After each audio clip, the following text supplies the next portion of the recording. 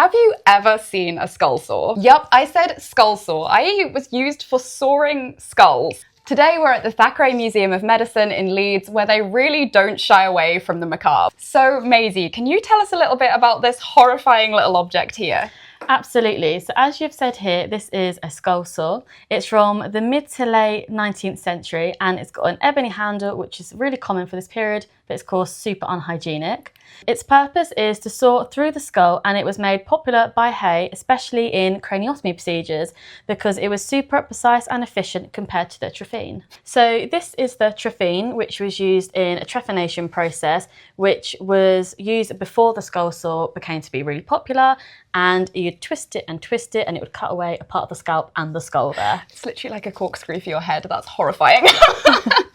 William Hay was a surgeon at Leeds Infirmary, which he played a key role in establishing, but importantly he was also a keen supporter of the extension of the Murder Act to include other crimes. Introduced in 1752 by William Wilberforce, the Murder Act decreed that anyone who was hanged for murder would have their body donated to science for dissection, using instruments like this one. So the goal in practice was simple. People would be put off from committing murder due to the fear of post-mortem dissection, while also solving the problem of the shortage of cadavers for medical research. But why was dissection considered a fate so much worse than death? Because for me, the threat of hanging would probably have been more than enough to put me off. So a lot of people living in England in the 18th century were Christian, and one of the Christians' beliefs was that your body would be resurrected by Christ on Judgment Day, so essentially being brought back from the dead.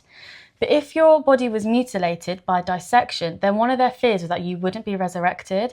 So if your body had been mutilated by section and if you weren't buried in the ground with your body intact, then Christ couldn't resurrect you. Okay, so dissection was essentially considered a fate worse than death because you wouldn't get to meet Christ on Judgment Day because your body couldn't be resurrected if it wasn't whole. Basically, yeah.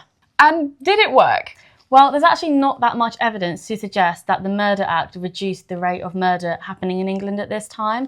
And contrary to belief, actually not everyone in England at this time was Christian. There was significant diversity in religious beliefs, so actually not everyone held the same fears about Judgment Day.